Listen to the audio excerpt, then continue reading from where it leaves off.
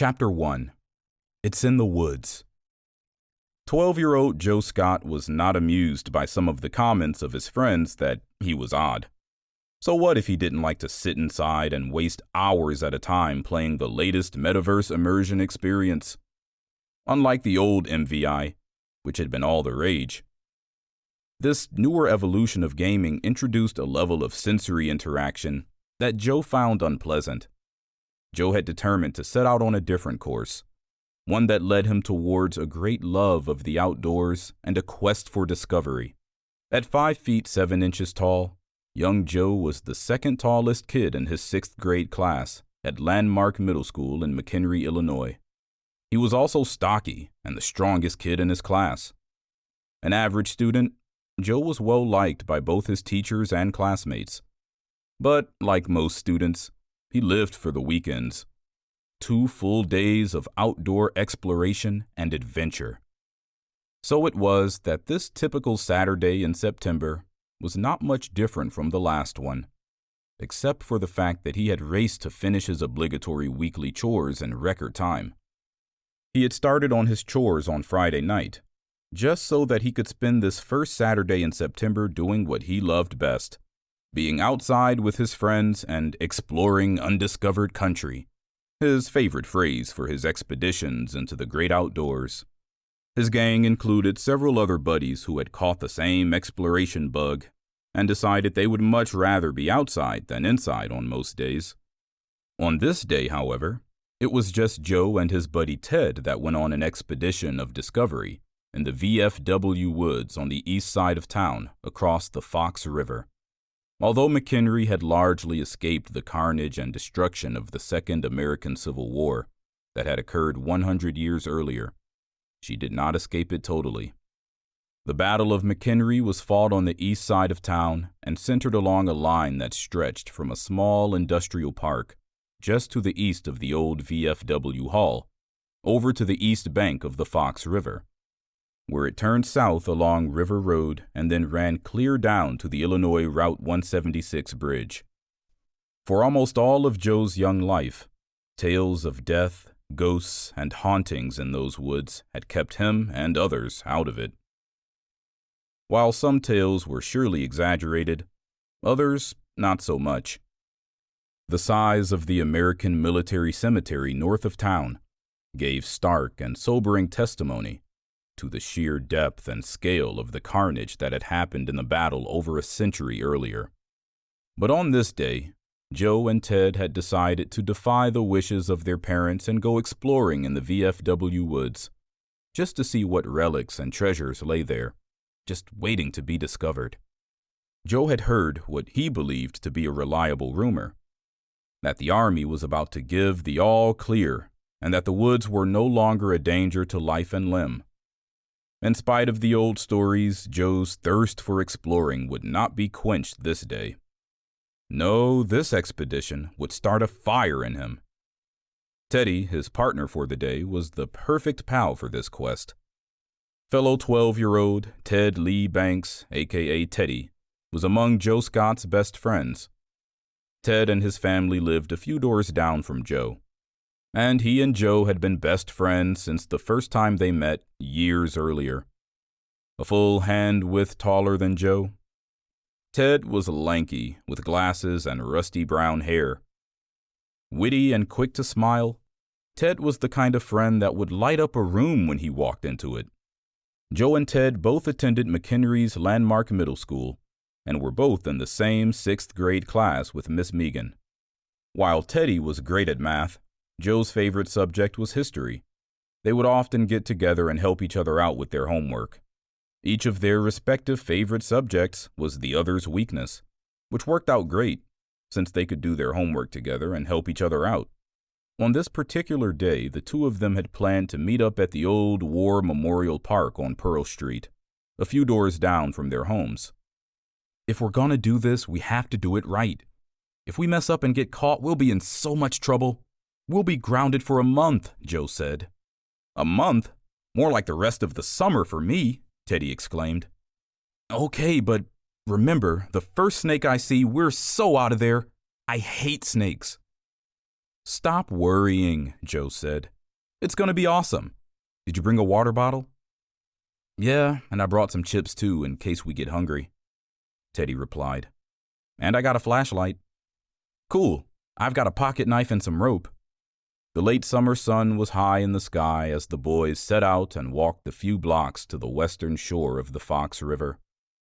Over on the east shore of the river began the VFW woods.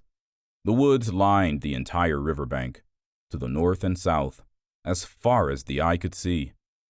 The trees had even grown up on what had been the old Illinois State Route 120. To the east, the road was now destroyed, and nature had reclaimed the space.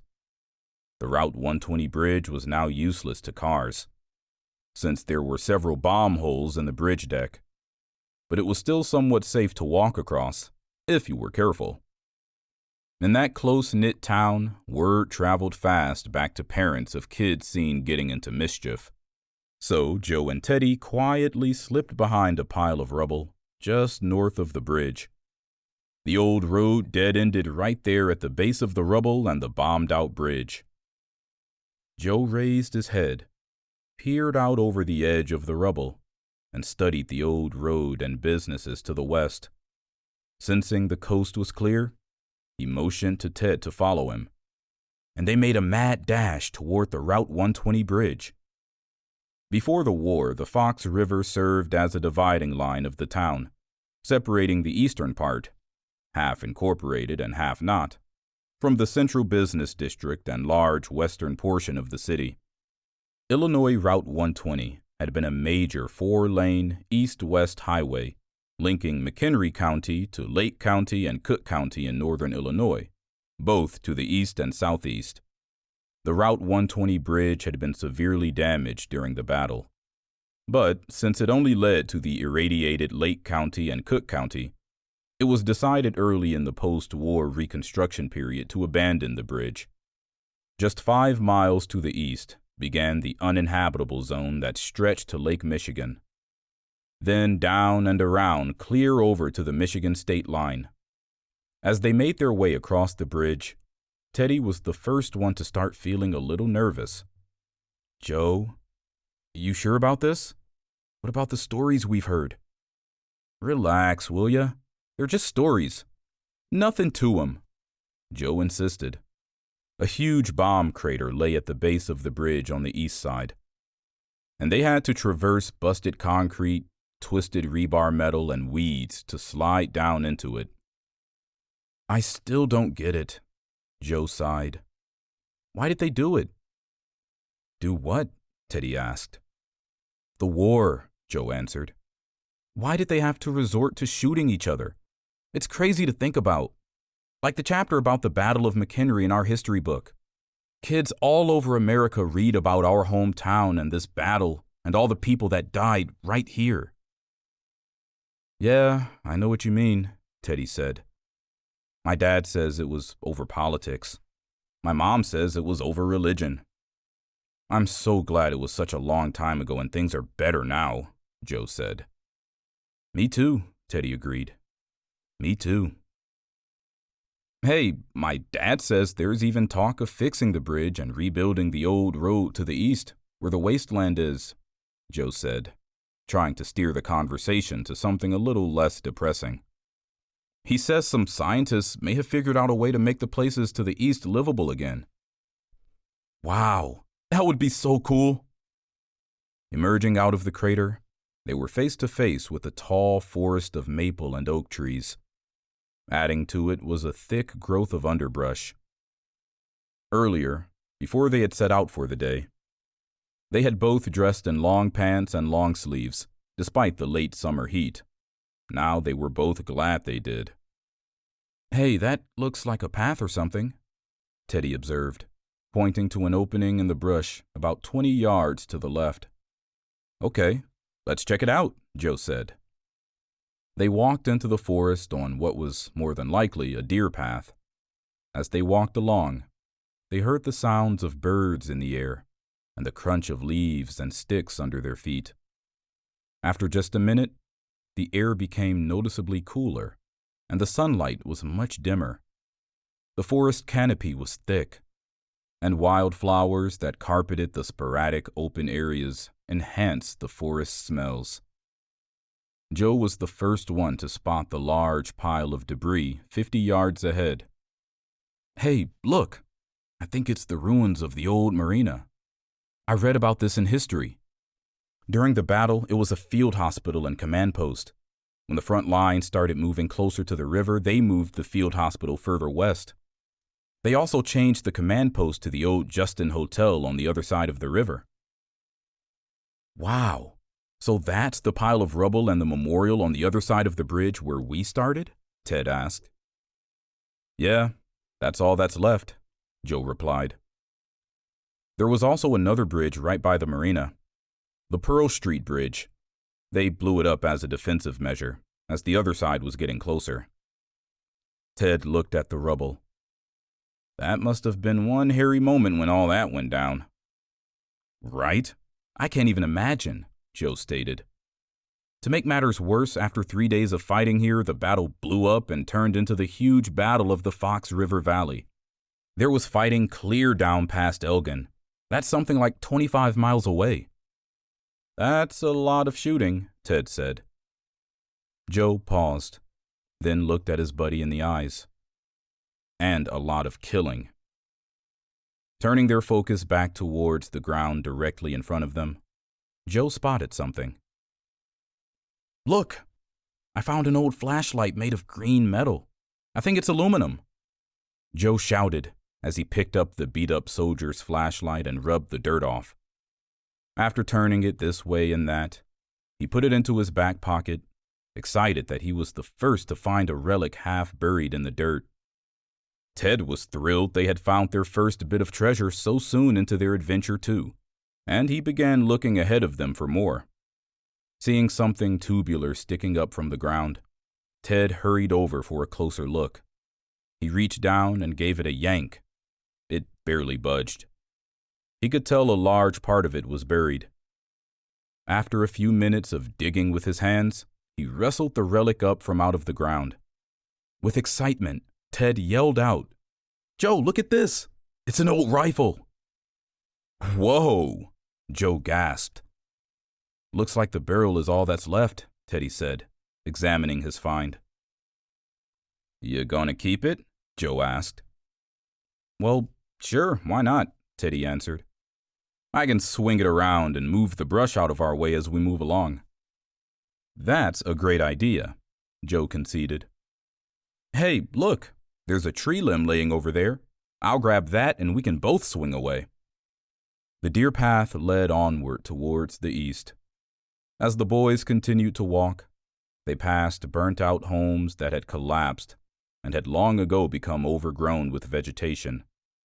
They occasionally stopped to pick through the rubble of a home for a short while, before moving along down the path, deeper into the woods.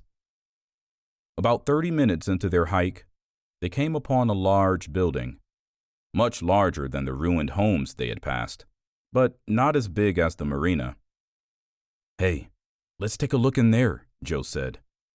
"It's not totally collapsed, so we should be okay." Stepping over debris and the vines that had invaded the building, they were excited by the prospect of finding some good relics inside the place. Of all the ruins they had seen so far on their venture into the woods, this building appeared the least damaged from the battle, time, and the elements.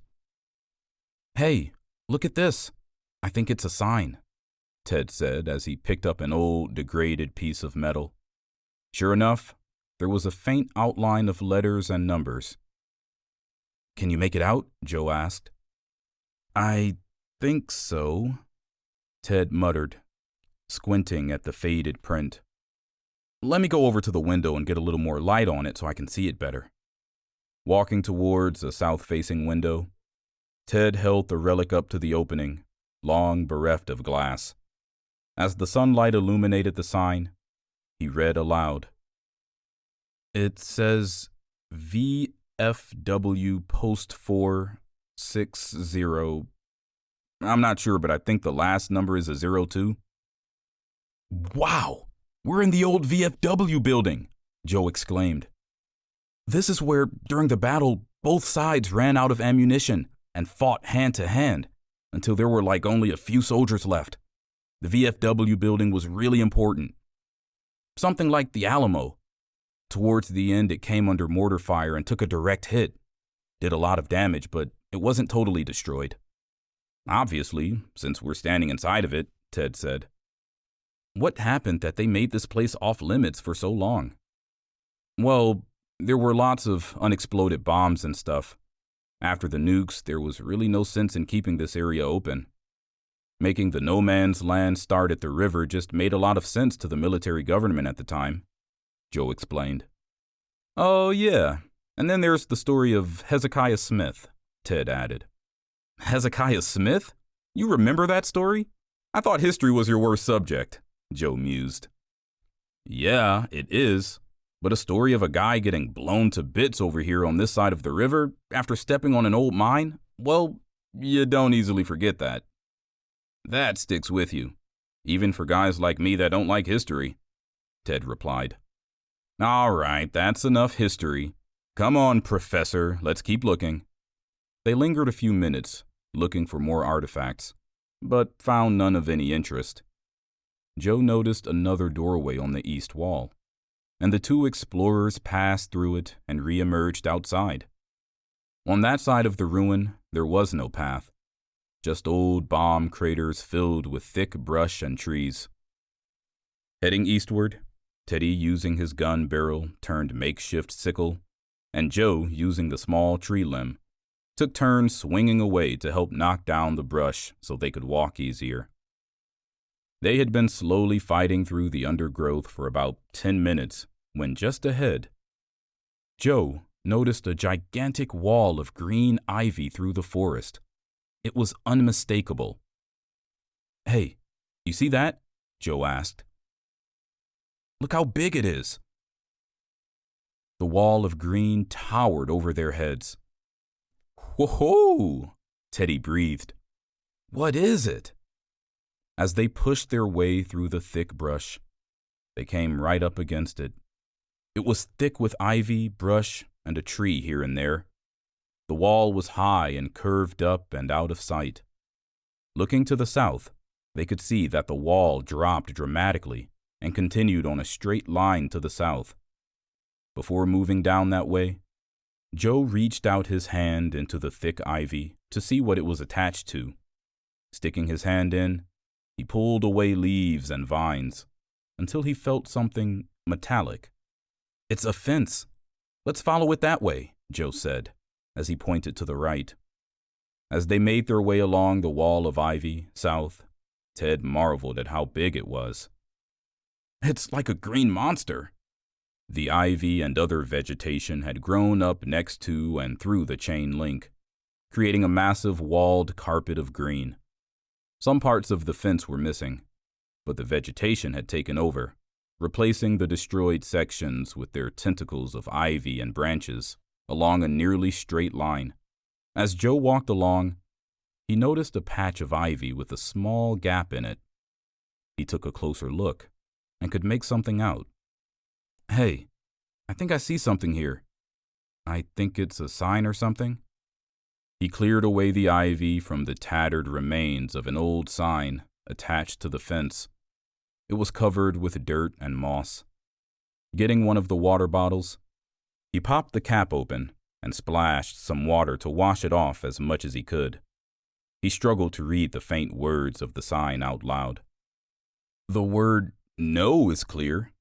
Then I can see a P, an E, another P. Joe rubbed at the remaining dirt. Hold on, let me splash some more water on it. When he did, the rest of the faint lettering became more clear to read. I got it, he announced. It says, no pepper. Ted looked confused. Huh? No pepper? What's that mean? Beats me, Joe shrugged.